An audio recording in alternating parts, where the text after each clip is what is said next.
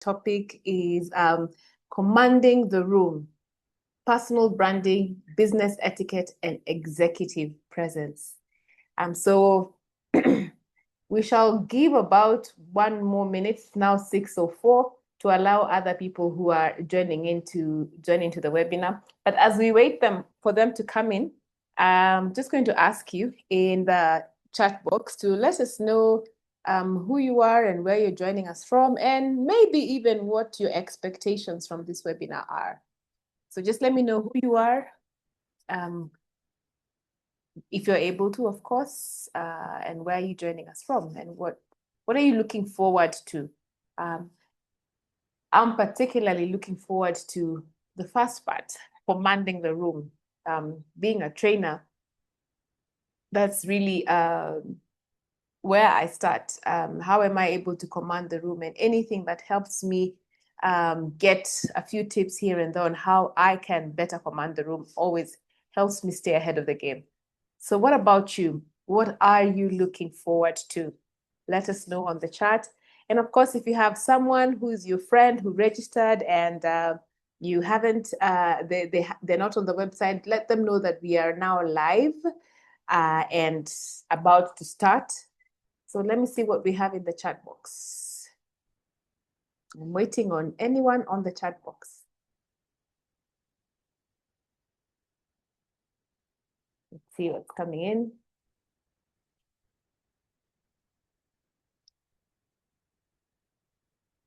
Okay, still waiting on you, 1 or 2 people.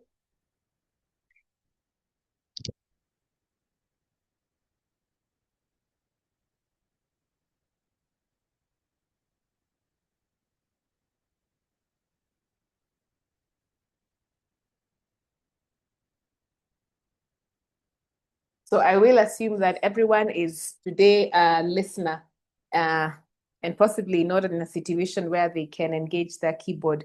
But nonetheless, you are here and a conversation we shall give you.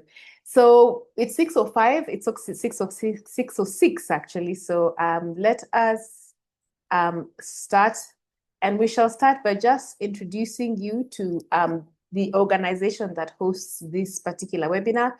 And we are Profiles International. We are an organization that provides talent management solutions for allowing people and the organizations that they work with to build better cultures that support business growth or business objectives. So, and we always say our promise to you is that we will help you unlock a new potential in individuals and teams through self-awareness. And if you've managed to take any of our programs, you will notice it always starts with the awareness of where we are. And then we're able to build from that and see what else needs to happen to grow teams or to grow cultures that then either support you as an individual or the organization. We have several brands that sit with us, all the way from recruitment to placement, to development, to emotional intelligence, to team building programs, and last but not least, to digital learning solutions and platforms for organizations as they want to scale their learning. And in fact, one of the reasons why we are here today is because Derek Bbanga is part of our Profiles Academy faculty, and he has curated content around executive presence. And we'll be sharing a little bit more about his course as we go along. At Profiles International, if you want to know more about what we do, you can email us at profilesinfo@profiles.co.ke, and you can follow us on our various platforms where we share regularly on the things that we do, the work that we're doing, and how you can get in touch with us. Now, I have a colleague on the other side. Her name is Rose, and she will be sharing information about how you can get in touch with us and also how you can get in touch with Derek Bbanga after you listen to this particular conversation. So I can see I have Neema, who's joining from Nairobi, and her goal is to learn how to enhance her personal brand and executive presence. So Naomi, you are right where you should be. Feel very welcome. And so before we begin, I am going to now introduce our main speaker for today, and here to speak about executive presence, commanding the room, business etiquette, and personal branding. Well, it's actually the three that come into the one, the commanding the room. And this is Derek Bbanga, our facilitator, who's been a trainer and a coach with his company, Public Image, for many years. He has worked with many Fortune 100 companies and teams across Kenya, Africa, and the world. And when he speaks to clients, they frequently mention these challenges. They want to increase performance of their teams. They want to attract and retain people with excellent soft skills. And they want their leaders, they want to have leaders who have excellent leadership skills. So they want their leaders to grow their leadership skills. And he believes that in business today, whether you're a team leader or a team member, it's rarely the technical expertise that sets you apart. It's usually the human side that makes the difference. So mastering the human side, just like any other skill, requires that you give it attention, the same attention you have given the technical expertise. And this is where he steps in to help his clients develop exceptional, effective interpersonal and soft skills through delivering world-class professional development programs. So he does this by offering emotional intelligence program, leadership skills programs, communication and executive presence skills, so that people can increase their learning potential, their earning potential, and solve leadership challenges. And they are seen, heard, and remembered for the right reasons.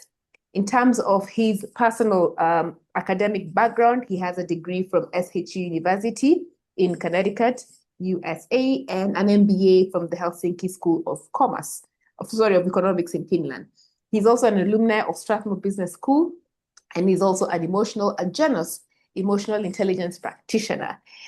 He has had a corporate career spanning over 15 years, and he was the executive director for the Global Chamber, regional director for Alpha Group, and has worked as a senior financial analyst at Bloomberg, New York, and the risk analyst at in France. So this is just to help you understand that this man has not only been doing what he's doing for the last 15 years, but beyond that, he had a whole corporate career where he himself was a person on the other side, learning how to leverage on his soft skills, his executive presence, to ensure that he got a space or a seat at the table. So join me in welcoming Derek Bbanga, our facilitator for today. You can give us those nice reactions that we always have down there just to make him feel welcome. Karibu sana, Derek Bbanga. Welcome to this, and we're looking forward to hearing what you have to say. Over to you. Let me start with an uncomfortable truth. You can be the most competent person in the room, the most competent. But if your presence does not match your competence, people will believe your presence, or they will trust your presence every single time rather than your competence. And I want that to be the motto for today's webinar. Come on, the room. We're going to talk about personal branding, business etiquette, executive presence as practical and learnable skills.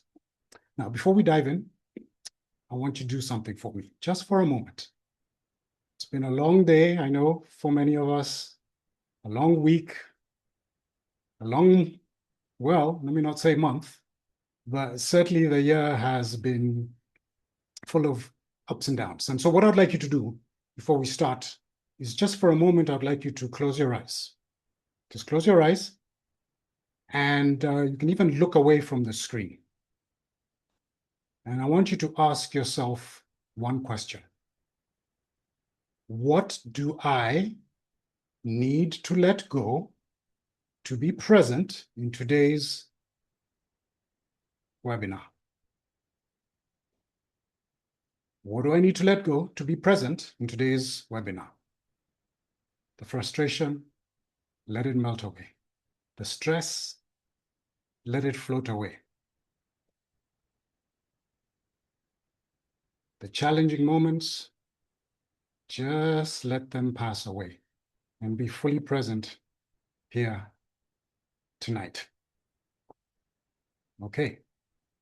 So you name it and sort of blow it away.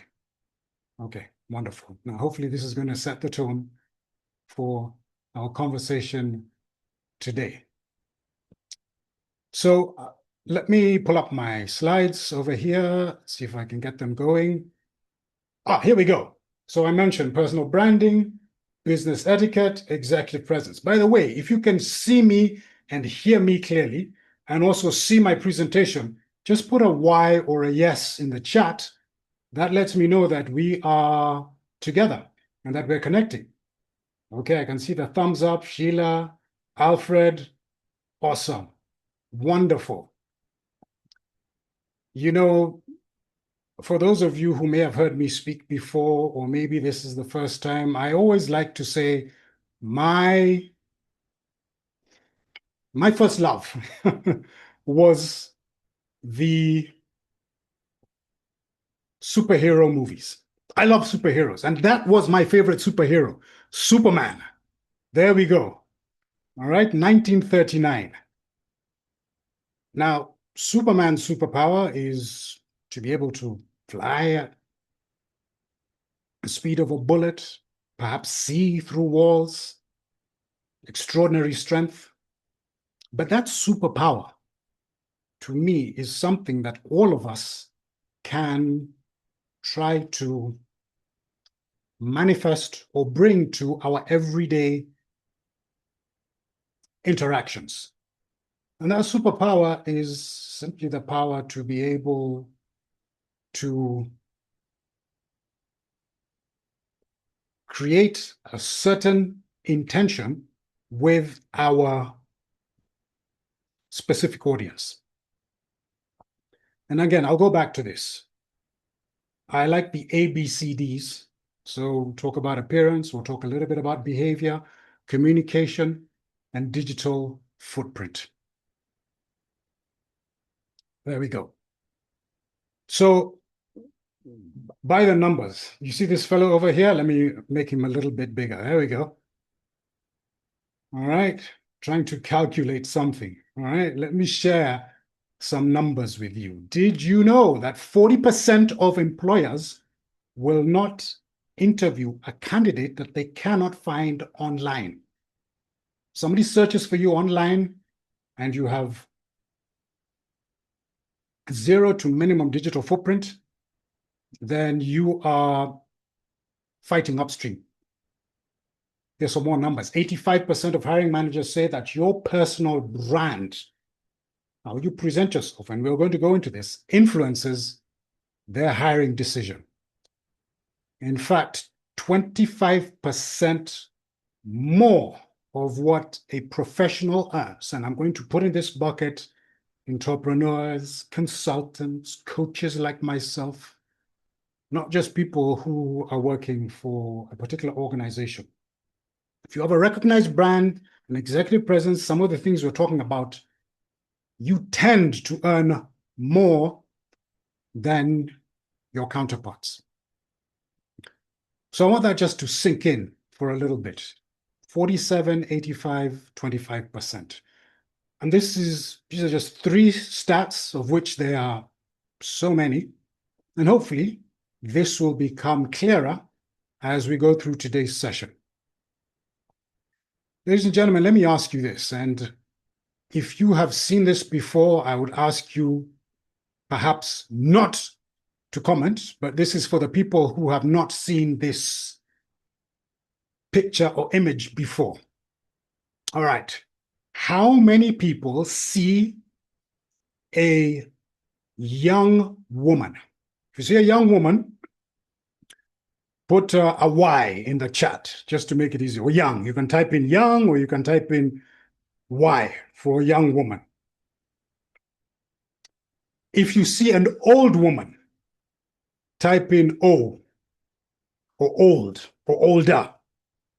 Now let's see what the chat is saying. Old, yes. Y, old, Rose, thank you. Y, Naomi. Young, a lot of youngs. Okay. Well, this is your garden variety optical illusion. You can see an older woman, you can see a younger woman. It depends on, from what vantage point. I can still see the answers coming in. Yvonne says young. Thank you. All right. You can see a young, you can see an old. By the way, Some people can see both. Look, whether you see a young woman or you see an old woman, the fact is that there is a certain perception that this picture or this optical illusion has in your mind. Okay? And that's neuroscience. It's the human brain putting together the features, making a judgment based on visual cues or visual clues. And generally speaking, these judgments are hard to reverse. They're incredibly sticky. So let me bring myself up over here. So you'd see a young woman, you could see an old woman, your brain did something, as I said, neuroscience.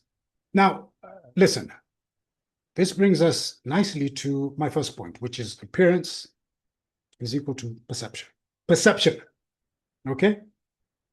That human brain making that snap judgment, we've heard about it. First impressions, what are they about, right? And, you know, you can do your research, you can go online. I've heard people say those first impressions are made in milliseconds. I've heard it where it's 6 seconds, 7 seconds. I've heard it takes, if you make a first impression that's not favorable, you need to meet somebody an additional 19, maybe 20 times. Listen, it doesn't matter. And by the way, these perceptions can also be with somebody that you know. It doesn't have to be a first timer. I mean, I remember I worked with a lady who was at the top of our game, certainly as far as competence is concerned, but she kept being passed over in terms of being promoted. And every time she entered a room, the perception was, yes, she had the academic qualifications. Yes, she had the technical know-how. But there was something about her presence, her body language, her appearance. It did not label her as leadership material, and hence her perception was low. So what can we do to work this, tilt those scales in our favor? You know, you walk into a room, before you open your mouth, people have already made a decision, as I've said, and it's not logical. It's usually pretty quick, all right? So what we're saying here is that what you wear, do you believe your eyes, and your eyes are connected to your brain? Do you believe the body language? The dress creates the headline, the body language writes the story. I love that quote. You can attribute it to me, okay?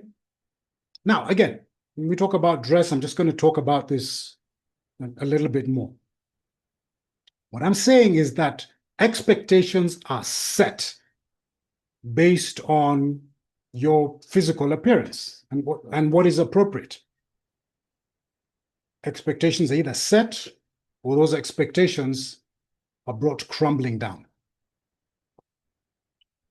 So what is appropriate? And again, we don't necessarily have the time to talk about things like the psychology of color or to talk about how clothes should fit you based on your body type. Although these are very important. Or the texture of the clothes that speaks to their quality, which again transmits something about the perception people have about you. It's called the halo effect.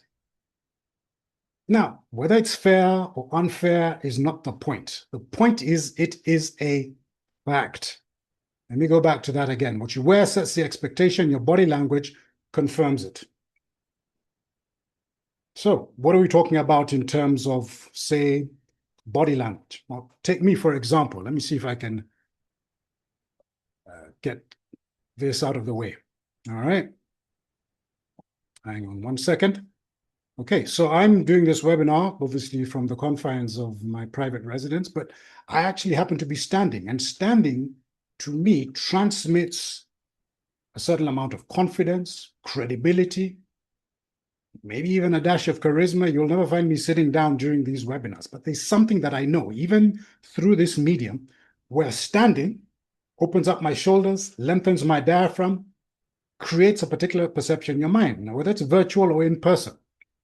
So again, what we're talking about here is using the visual cues or the visual clues to lead people down the path that you want them, to have of you.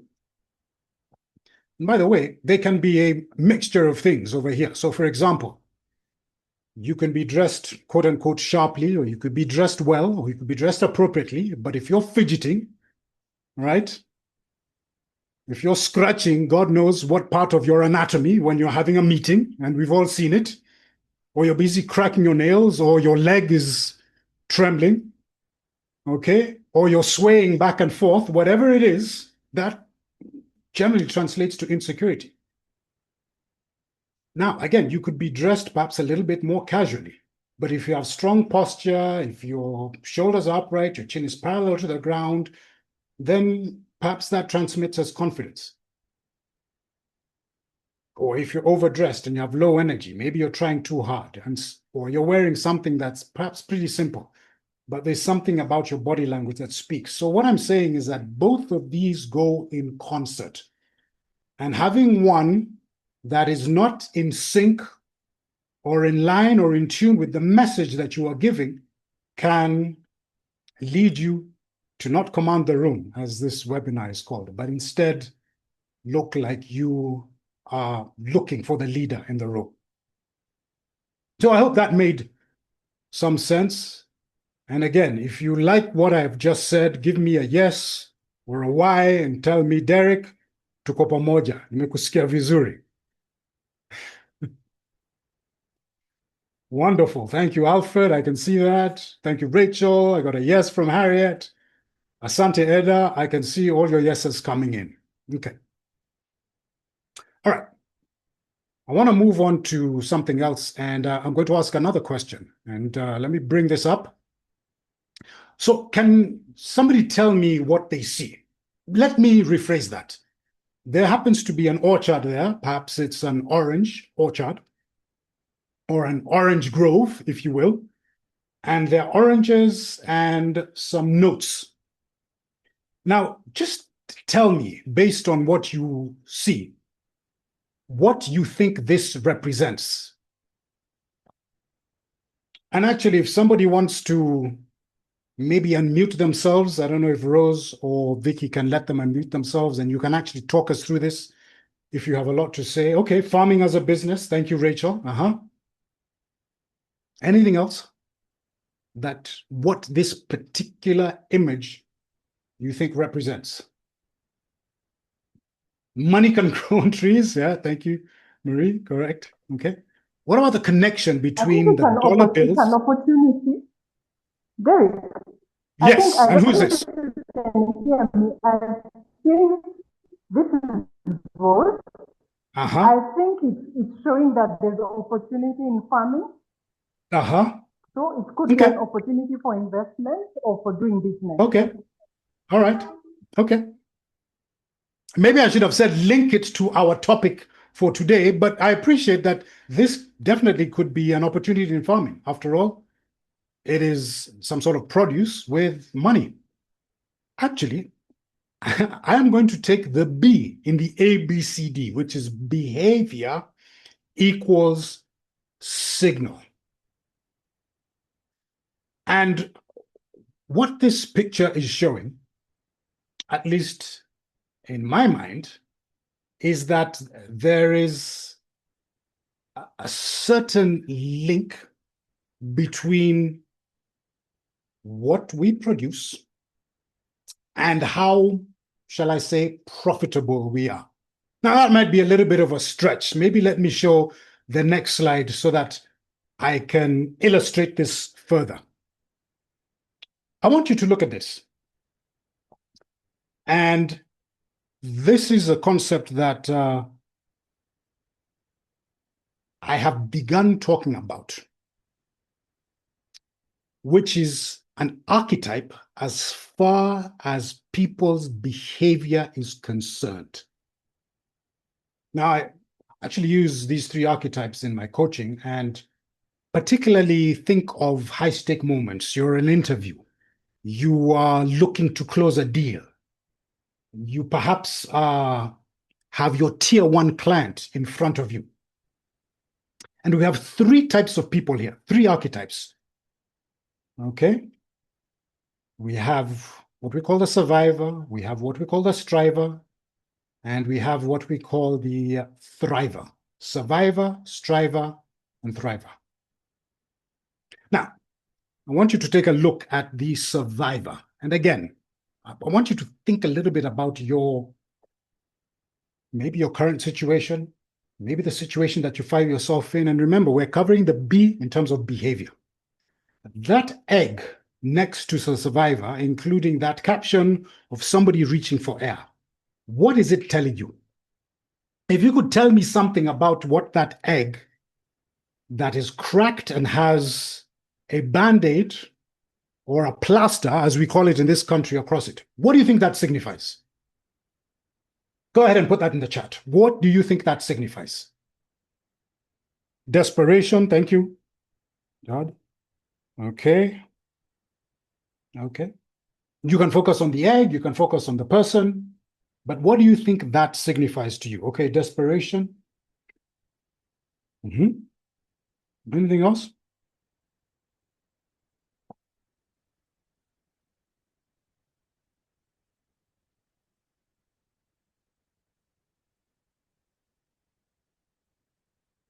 Okay. Thank you for that. And by the way, this is fine. I think given the brevity of this sort of webinar that we're in, I'm not going to necessarily ask you to give any more other than what maybe somebody has said. Now, I want you to look at this, for example, the striper. And what does this bring to mind? And again, you can focus on the egg, you can focus on what that person is doing. What do you think is going on here? Okay, tsunami, rock climbing. All right. Thank you, Vicky. Okay. Again, I want you to get a sense of what is happening, particularly with that egg. Yes, somebody I think is trying to speak. Trying. Thank you, Harriet. Yes, okay. correct.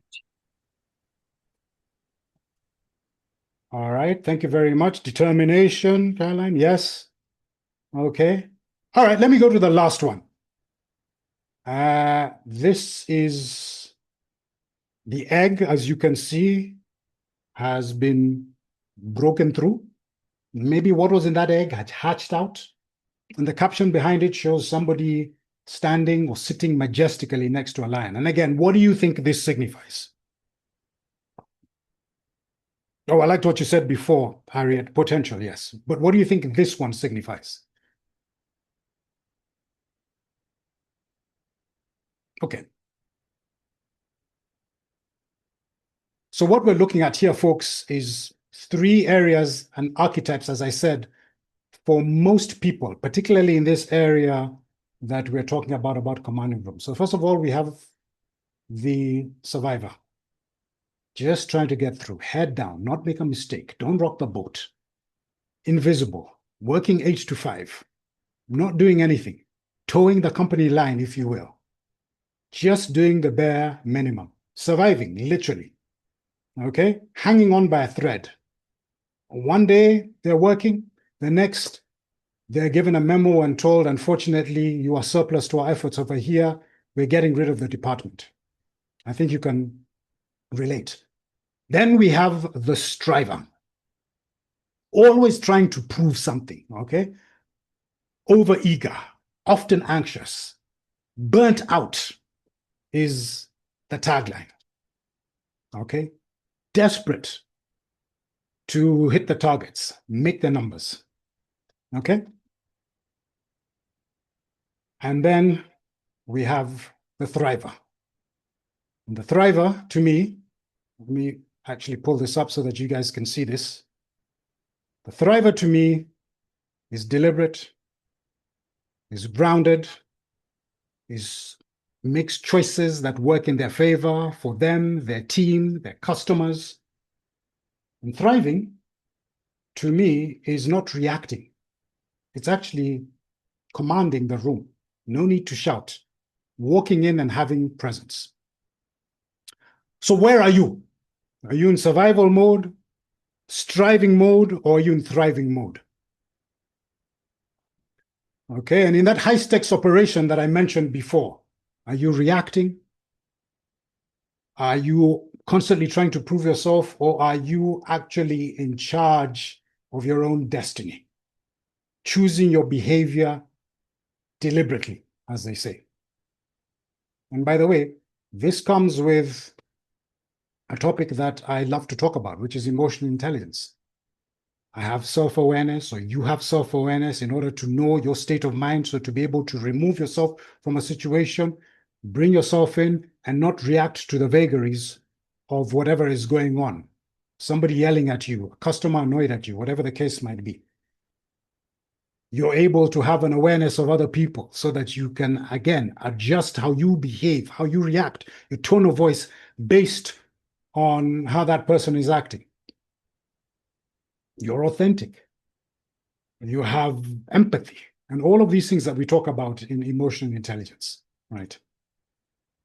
So what I'm trying to say here is, if we want to master this room that we're talking about, have this commanding presence, what we need to do is we need to be able to be deliberate and choose our behavior, show up as the better version or the favorite version of ourselves, no matter what that is. Regulate whatever emotions that we're feeling in real time. Okay, recognize the emotional state that you're in, choose to regulate it, manage it, and then intentionally choose how you're going to respond rather than being hijacked by whatever is taking place during that moment. Okay? Take, I don't know, 3 deep breaths, particularly when you're in these situations or high stakes moments, right? Okay? This sort of 3 breath pause, which allows you then to be able to look at that situation, okay? Lowers sort of the physiological response that amygdala hijack, gives your brain time enough to move from the reactive to the reflective, and then it signals to the room that you are in control. In fact, let's try it right now. I want you to take 3 deep breaths with me. You don't have to be very deep, but 3 breaths. And I want you to sort of feel your heart rate slow down. I want you to think of the emotions that you're thinking about and which ones are strong or unhelpful, which ones you need based on this scenario.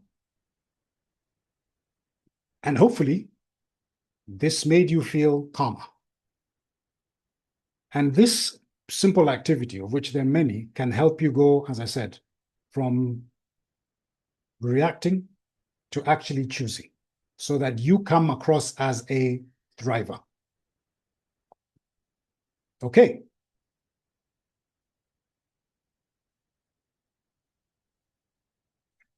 Wonderful. Let's move on to communication.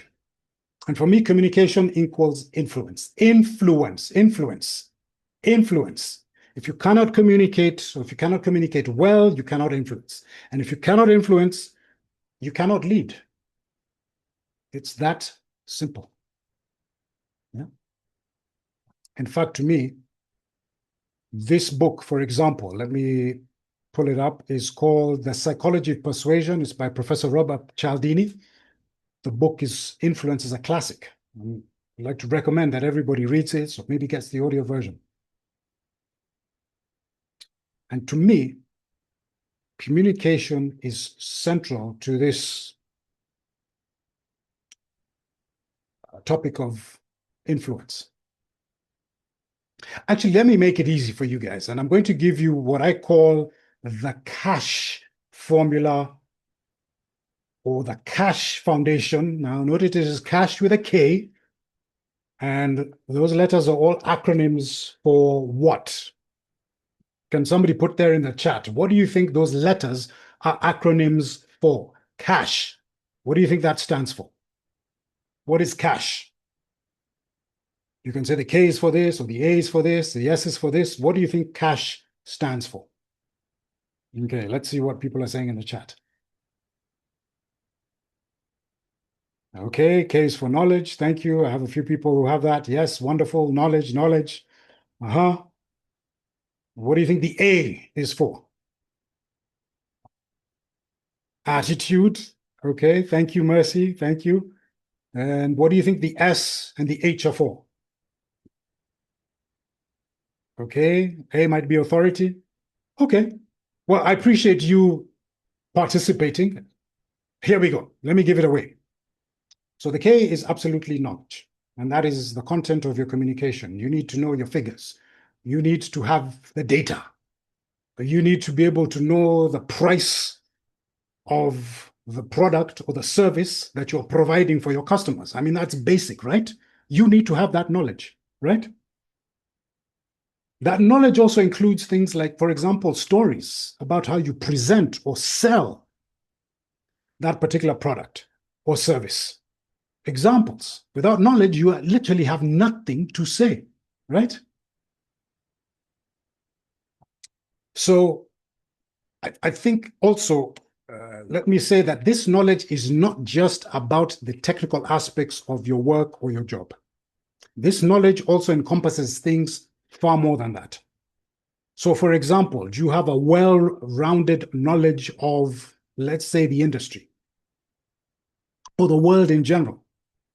And by the way, in a world where we are flooded, overloaded by so much information, every time we go online, we are slaves to the algorithm, and we are just bombarded with YouTube video after YouTube video after TikTok video after TikTok video.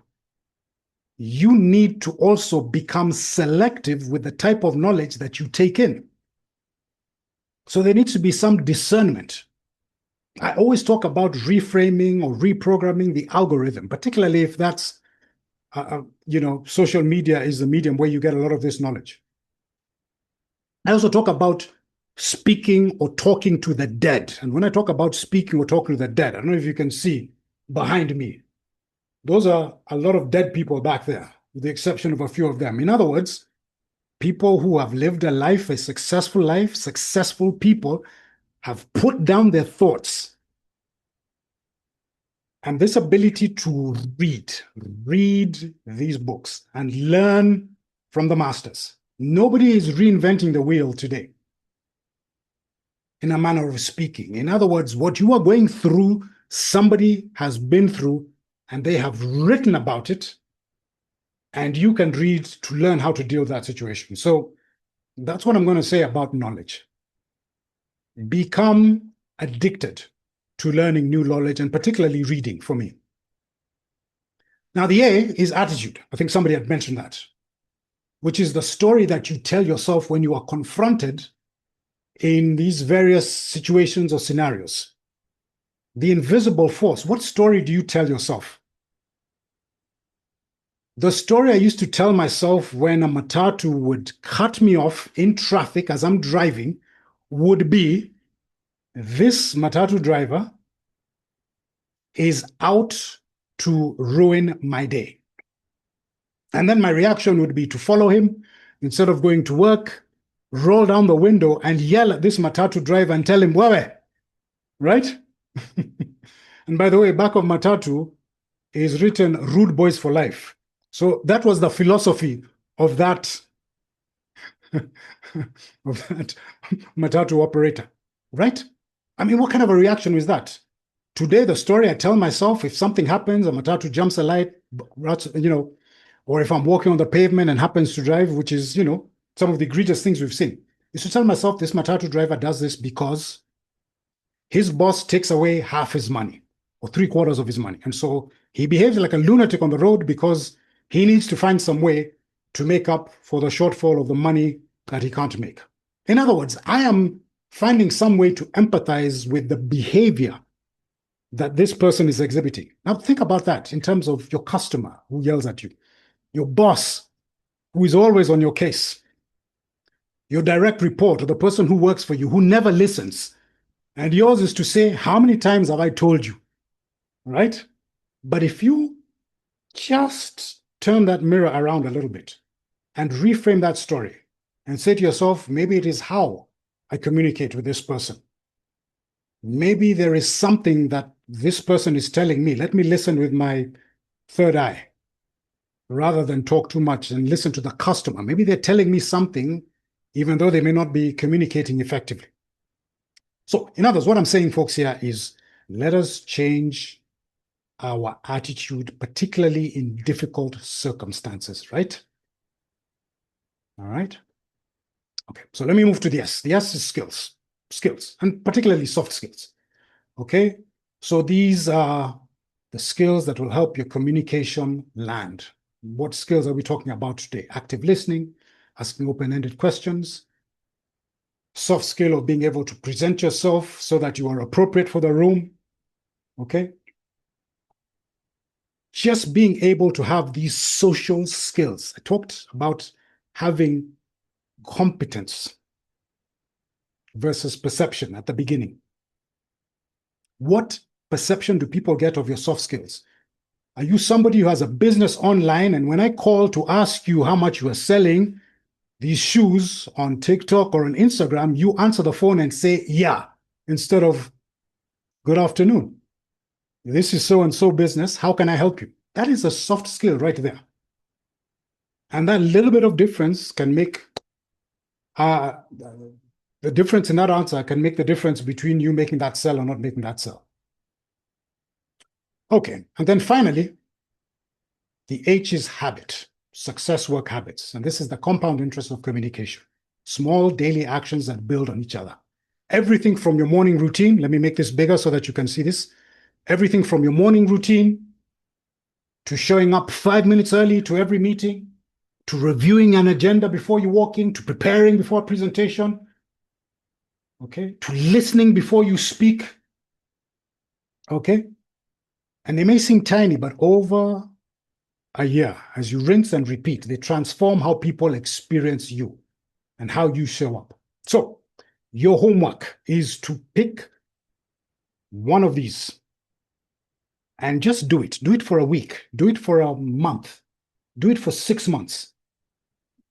And find out what's changed, particularly in those consequential meetings, customers, team meetings, and so on and so forth. I hope that makes sense.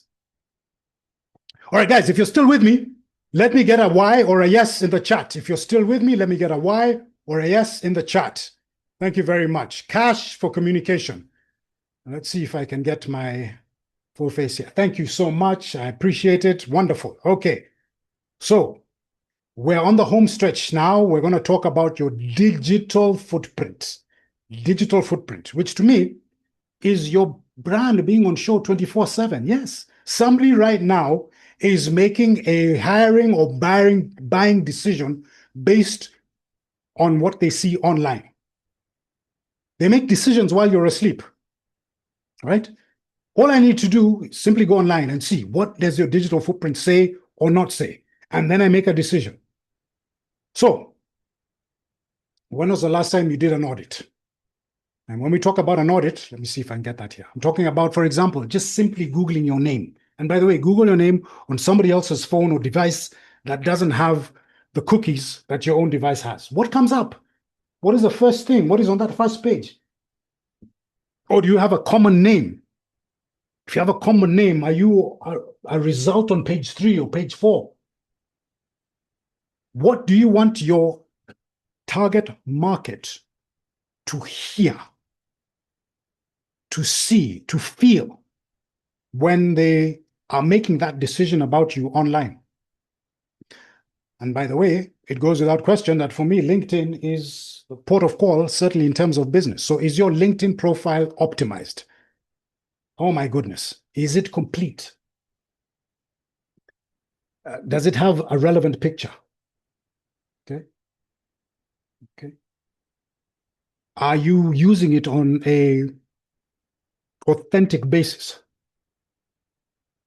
And by the way, that LinkedIn algorithm changes almost on a weekly basis. So you need to be up to scratch with what is going on.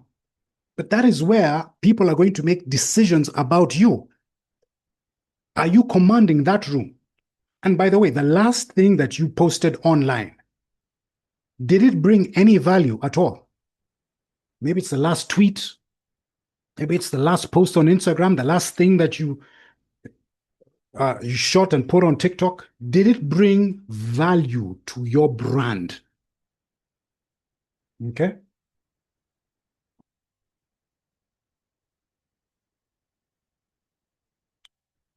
So folks, here, what I'm saying, it's not about the volume of activity. Let me say that again. It's not about the volume of activity. Now, again, we can talk about that. How often should you post? But it's more about the coherence of your message. Does it adhere to your brand? If people look for you online, do they see a particular theme in terms of what you talk about? Your subject matter expertise, your SME. Are people able to clarify your identity and what you stand for? And by the way, is there consistency in terms of that narrative that you are putting out there? Your brand is online as much as it is in person.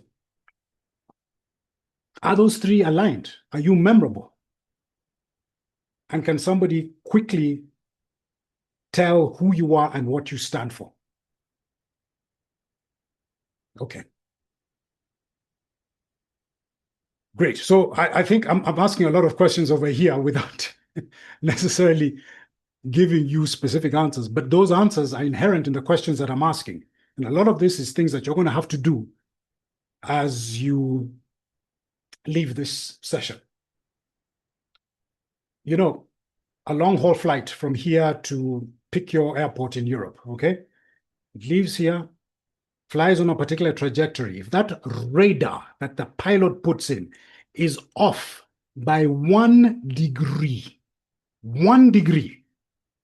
that plane every 60 miles is 1 mile off course. Now think about that long-haul flight from here to Frankfurt or Amsterdam or wherever in Europe. And do the compounding factors. If every 60 miles you're 1 degree off course. And to me, that is an analogy to not working on some of the things that we have talked about today. The effects might not be seen today or tomorrow, but compounded over weeks and months, your brand is way offline. So ladies and gentlemen, ask yourself, do you present yourself like the leader that you are building towards? And when I talk about leader, I'm talking about the leadership position as somebody who is at the top of their game, whether you work for yourself or you work for somebody else. Does right now, is your image fit that trajectory of that path that you're leading to? In 5 years and 10 years, how much off course will you be? And that's simply based on what I talked about with the first A, which is your appearance. And again, if you're used to wearing blazers, for example, in this case, and I'm not saying that you have to, but this is how I brand myself when I'm online, for example. This is my trajectory. It's something that I have compounded over the years. It is what people are used to. If I don't know, there's people ask me, Derek, are you okay? Are you sick? But that's just part of who my brand is. You understand?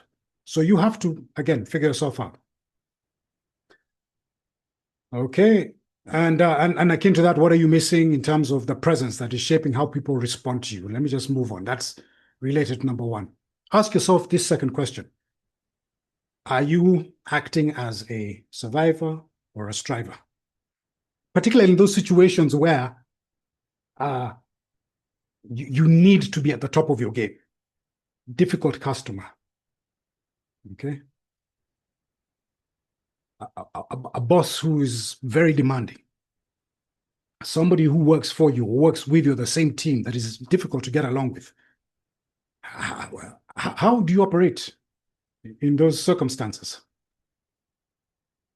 By the way, look at those words, intention and discipline.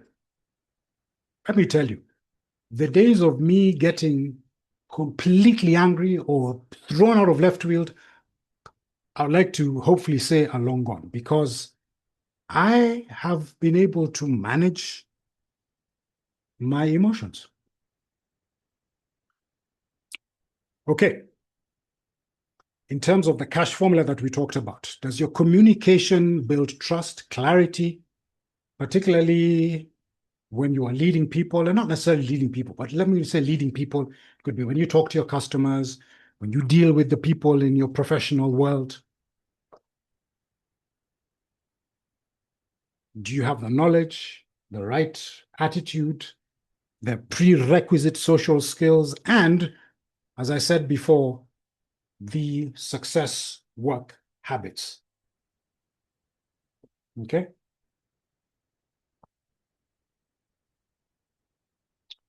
And then the last one we talked about was your digital footprint. So does your digital footprint amplify your credibility? Does it dilute it? When people go online, do they say, aha, the person that I met or the person that I spoke to actually presents themselves as well, if not better, online? What does it say about you? You have got to go in and be ruthless with what you have and what your digital footprint says. Okay. Folks, I didn't want to make this too long. I'm just going to ask you a couple more quick questions. What would be the impact of this? There we go. The impact of answering those questions in the positive. The impact of your ABCDs being on point. Imagine what that would do for you, your fortunes, the fortunes of your organization, and who you work with. What would be the impact? In fact, let me ask this question. What have you either learned, relearned, or can put to use right away? Put that in the chat.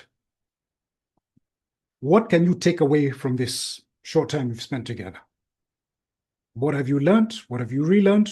What can you use right away? Put that in the chat and let me see what the chat says.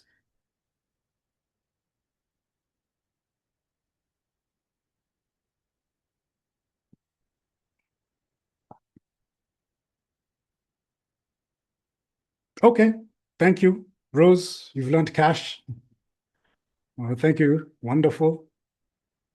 Working on your LinkedIn right away. Eda, in fact, that is a whole webinar in and of itself, LinkedIn. I've just scratched the surface. Okay. Alfred, you say get known through your, I believe, your personal brand.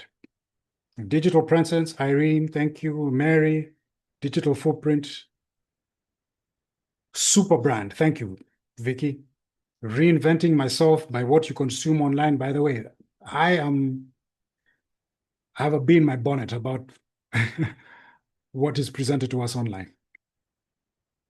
Dorcas, if you cannot influence, you cannot lead. Communication. Wonderful, guys. Wonderful, wonderful. Couple of things to take away. Now, we have just scratched the surface. If you'd like to know more about how you can use LinkedIn to really project your executive presence and your brand, or work on your appearance, how the combination of blue and green actually works in your favor, and more about the psychology of color, what works, what doesn't work, how you can communicate with impact during your meetings, and whether you're speaking to an audience of 200, or 2,000, how to use stories, all of that. Well, I have good news for you, because starting next week, there will be a 4-week webinar.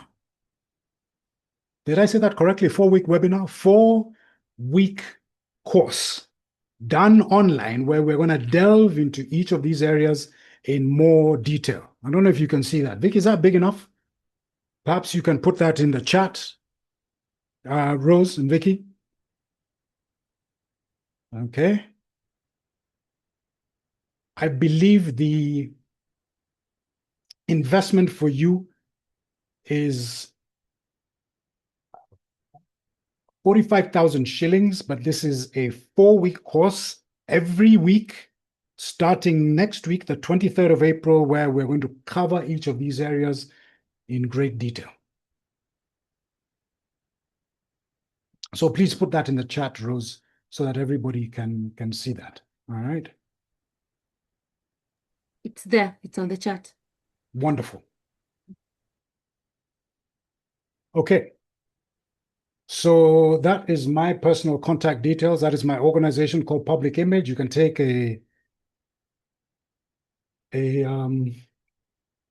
take that QR code with your phone. You can scan it if you want to reach out to me directly. Mine is to leave you with this. What would be the impact of working on all of these? How would this change the trajectory of your personal brand, your executive presence, and your communication? So guys, thank you so much. I think we are pretty good with time. Maybe we can open up the floor for questions. So I am going to stop that and open it up. Thank you.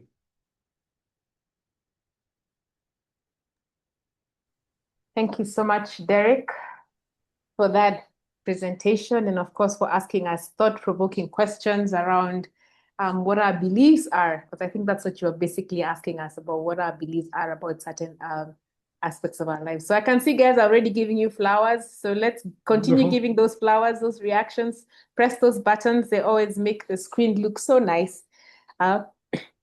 Thank you, Anthony, Juliana. Gosh, that word, Zavili. That is a tongue twister. Have you seen that? Zavili. Zavili. Am I saying it rightly? I think I like that name. Zavili. Zavili. Ooh, okay. Rose Marie Zathili. Yes, there we go. Zathili flowers. And everyone else who has joined us today. So I'm open for questions and I'll take them for Derek. Any questions on the chat? I know there are a lot of comments that came in. And by the way, please go ahead. Yes, Vicky, I was going to say yes. Questions, comments, feedback, if you will. Yes, thank you. Yeah, and I think a lot of the feedback you've actually read it. But I want to ask you a question, as been on my mind. What informed you? You're always up and standing. That's always your get up at every single webinar we invite you. Why? And then there's also Juliet who's asking, Derek, are you also an actor? Who asked that question? Juliet Museo.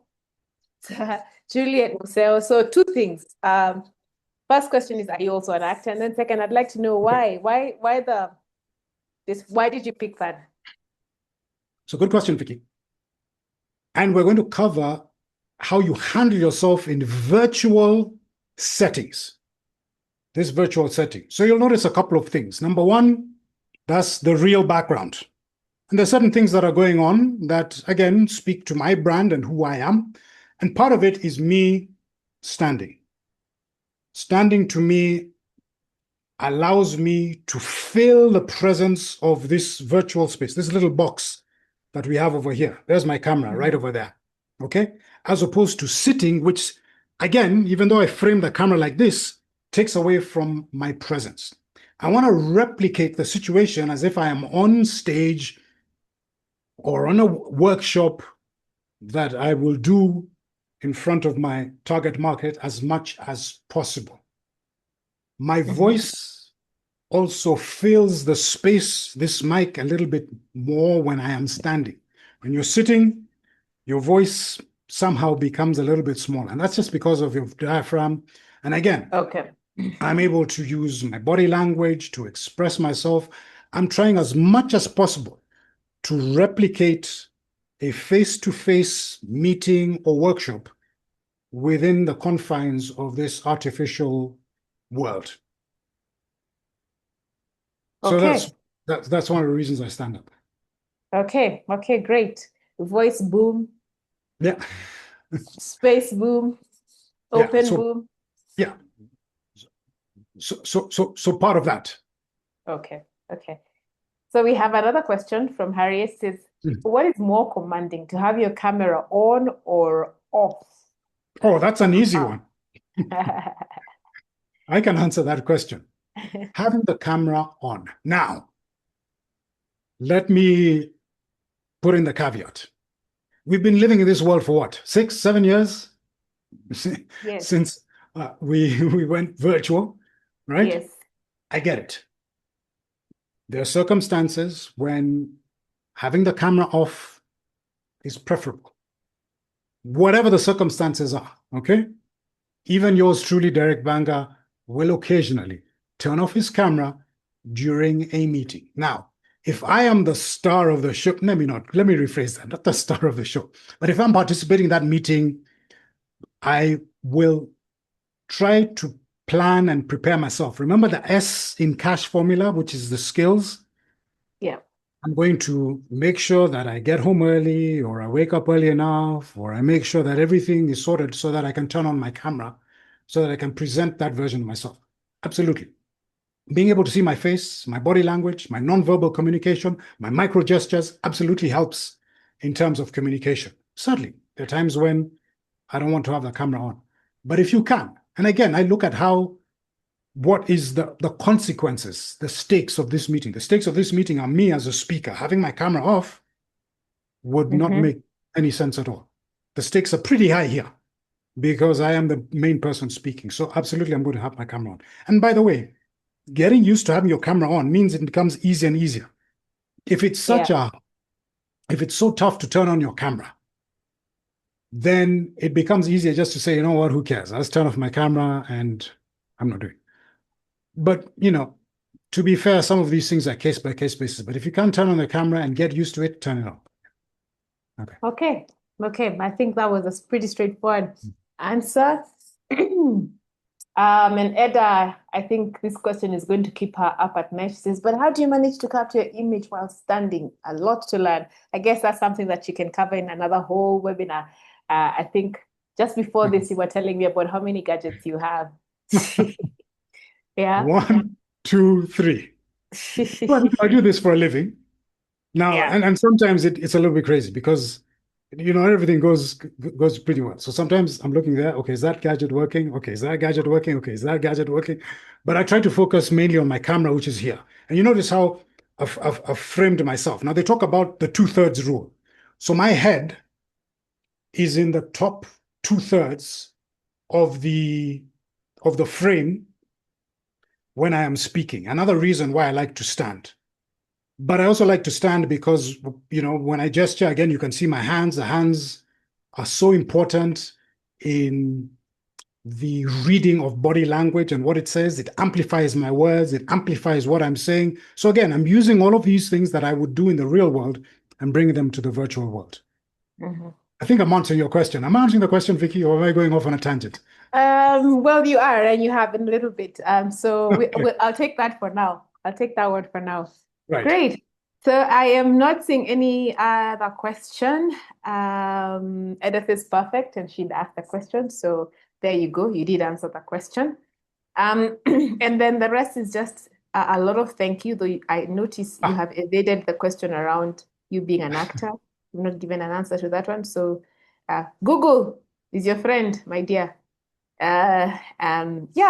So let me take this opportunity once again to thank you. And if we could have the poster put up to encourage all of you to click on the link that we have provided in the chat box and register to this particular course that will give you everything that we've been talking about here: colors, LinkedIn, virtual presence, all those places that Derek wants to share is like, but we only have an hour. So the flyer is there. It shall also be shared with your emails immediately after this. And before we shut this down, any last comments, Derek? Last comments. Yes. So to me, this is about closing the gap between perception and capability. And the closer that gap is, okay, your capability and perception is that close or together, then that to me is the sweet spot where you want to be. A lot of people, particular capability, particular perception. Brain people held back, not because they lack the skill, but because they lack this presence, if you will. Good news is presence is learnable. Presence is learnable. Thank you very much. So with that, it is a wrap for today's session. We've just gone 9 minutes over the hour, so it's a perfect finish. Thank you very much, Derek, for always being there to talk about these things to our audience. And of course, thank you to everyone who has joined us. It has been a whale of a time. And do not forget to check out our course, find out what you can do. Rose is on call. She'll be giving you a call, and so is Ashim, and so is myself. And of course, there's Derek. And we can tell you a little bit more, and truly you can be on your way to closing the gap between perception and capability and finding the sweet spot. Thank you so much. Have a lovely evening. God bless you all. See you when we see you. Bye. Goodbye, everyone. Thank you. Rose, you can cue some music as we leave. I'll leave my contacts again.